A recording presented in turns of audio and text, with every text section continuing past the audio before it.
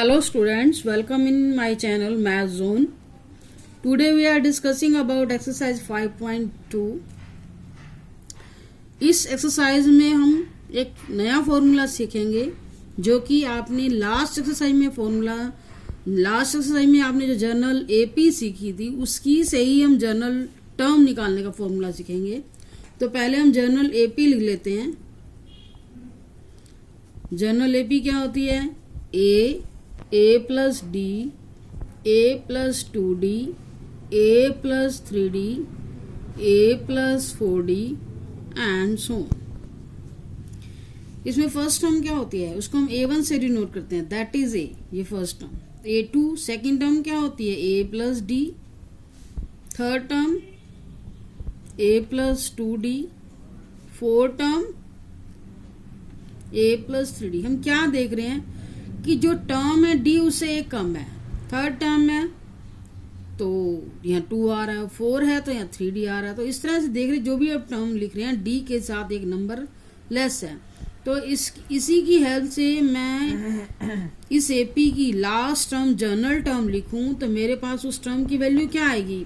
ए plus n-1। जैसे यहाँ पर 4 है तो 4 में से 1 गया, 3 आया। तो यहाँ से जब मुझे n के साथ मल्टीप्लाई में क्या लिखना होगा? n-1 into D. जो मैंने लास्ट टर्म लिखी है this is the general term. ये हमारे पास क्या है? General AP. ये हमारी क्या है? General term.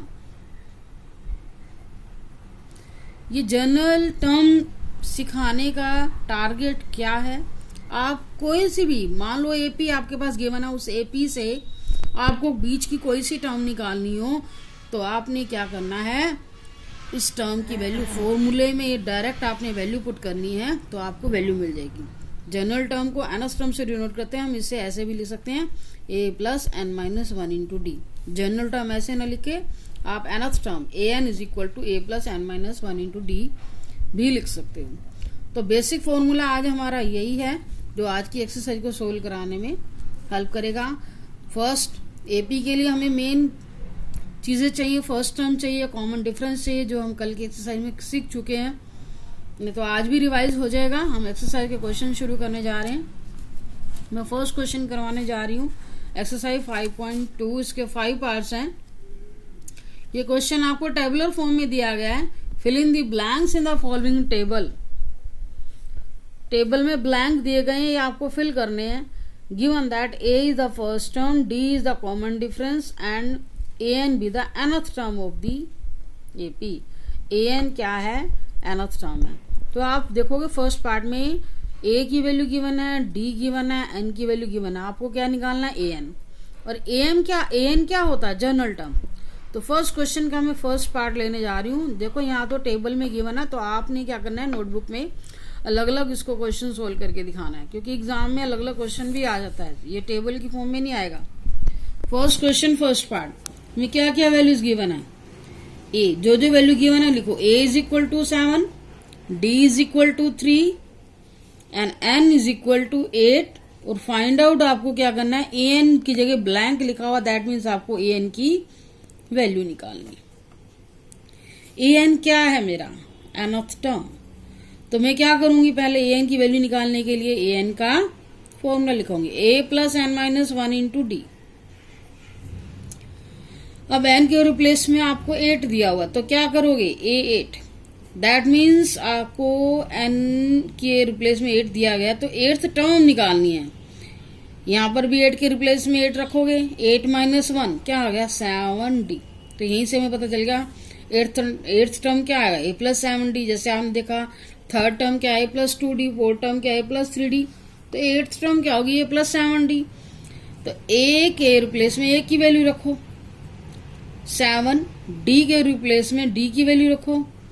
गिवन है हमें 7 प्लस 7 3 ज़ा 21, ऐड करेंगे दोनों को 28। कितना सिंपल क्वेश्चन है। 8th टर्म आ गई। लिखा तो इसने था nth टर्म, लेकिन साथ में n की वैल्यू दे दी गई है। वही वैल्यू आपने पुट करनी है जिससे आपको पता चल जाएगा मुझे 8th टर्म निकालनी है। और ए और डी हम यहाँ यूटिलाइज करेंगे, हमारे पास 8th टर्म आ गई। जो भी आपको एन की वैल्यू गिवन होगी वही आपने सब्स्टिट्यूट करनी है। इसी तरह से हम आते हैं सेकंड पार्ट में। फर्स्ट क्वेश्चन का सेकंड पार्ट है a इज इक्वल टू, ध्यान से आपने वैल्यू लिखनी है, a इज इक्वल टू -18। यहां पर d क्या है, ब्लैंक है, क्वेश्चन मार्क है, इसका मतलब आपको फाइंड आउट करना है। कॉमा लगाओ, n की वैल्यू कितनी है 10, और लास्ट में an के रिप्लेस में an वाले कॉलम में वैल्यू गिवन है, दैट मीन्स nth टर्म की वैल्यू यहाँ गिवन है। यहाँ आपको d फाइंड आउट करना है, कॉमन डिफरेंस जो हम लेते हैं एपी में वो फाइंड आउट करना है। तो nth टर्म की वैल्यू गिवन है, nth टर्म की वैल्यू लिख दो राइट साइड में, जब वैल्यू गिवन है तो लिखेंगे ही। अब आपको क्या करना है, an के नीचे an का फॉर्मूला अप्लाई करना है, a plus n-1 into D, nth term का जो फॉर्मूला होता है वही अप्लाई करेंगे।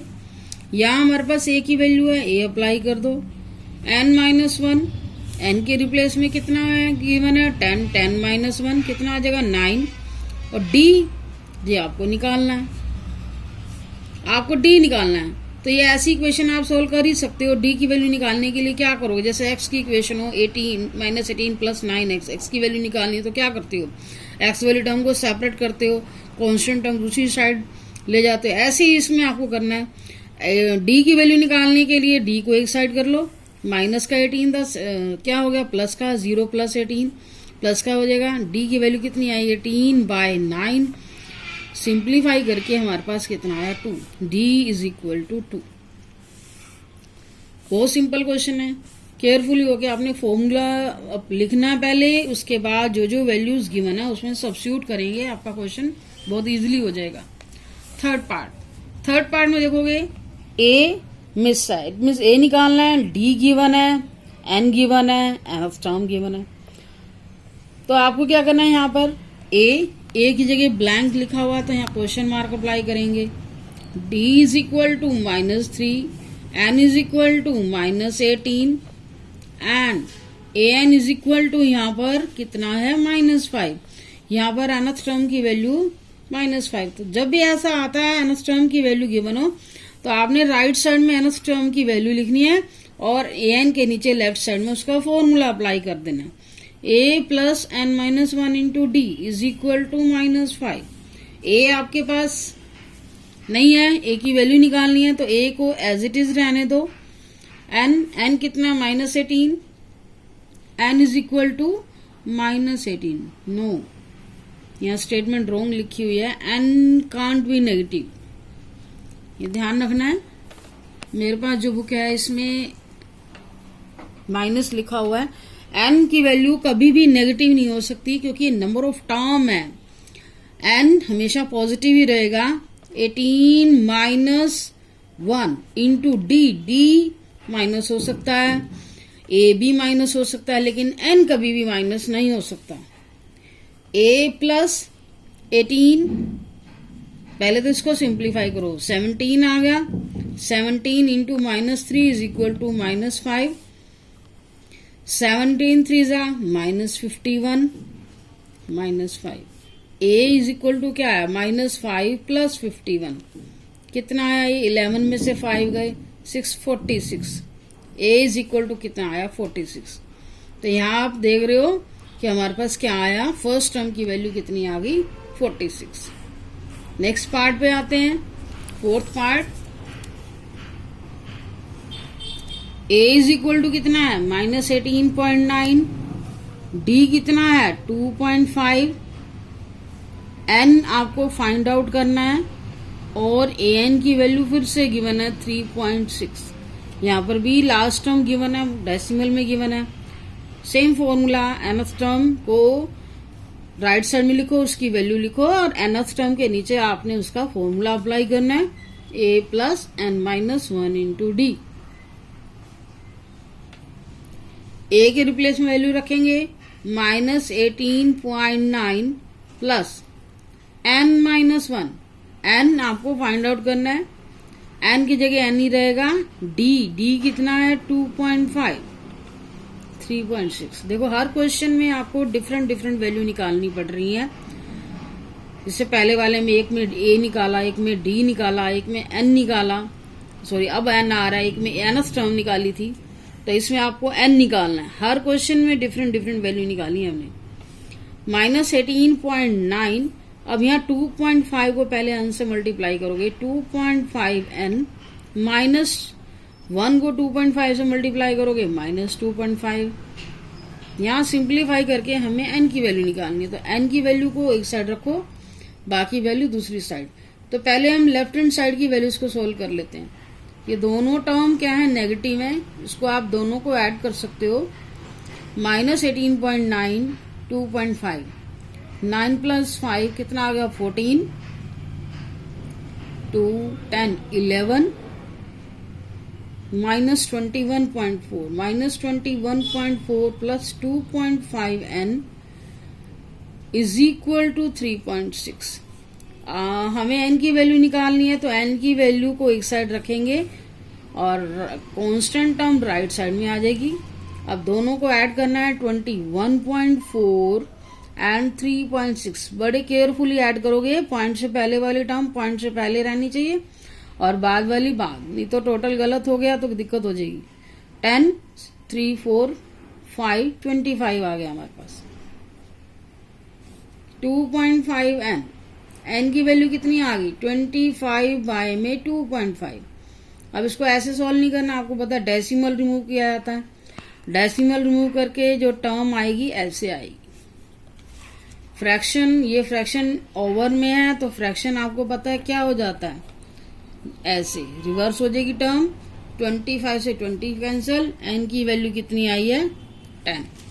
क्या आया, n हमारे पास 10 आ गया। n की वैल्यू निकालनी थी। अब हम आते हैं इसके 5th पार्ट में।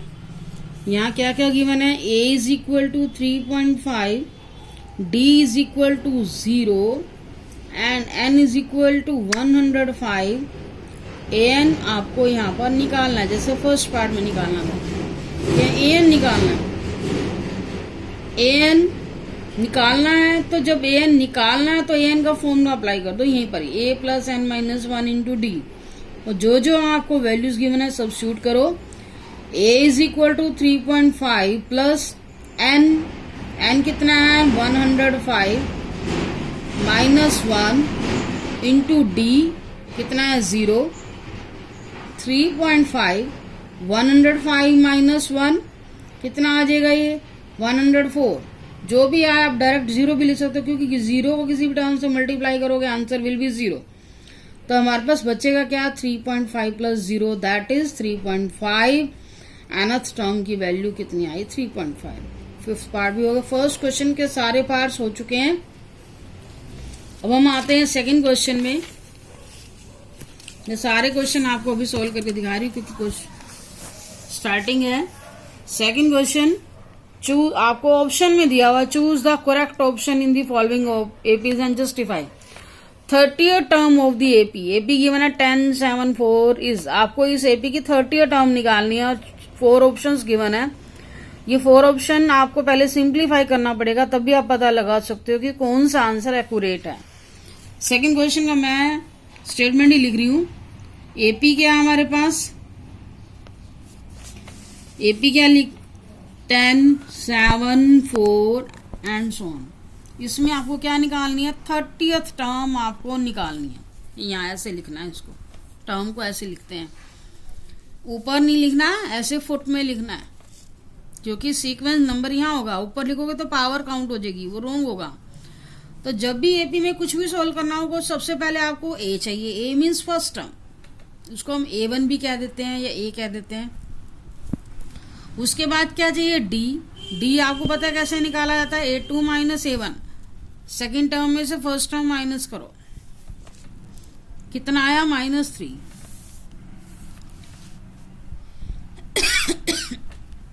अब हम क्या करेंगे, जो भी हमें टर्म निकालनी है उसका फॉर्मूला अप्लाई करोगे।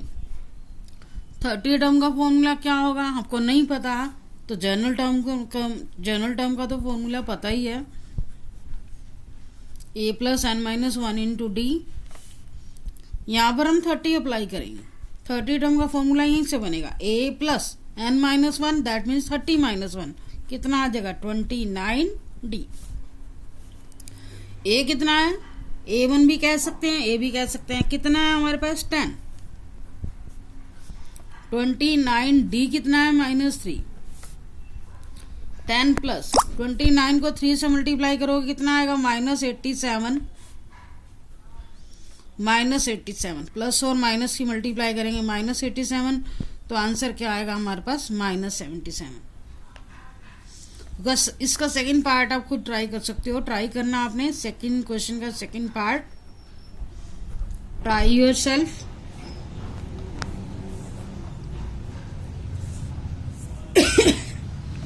Thank you for watching video.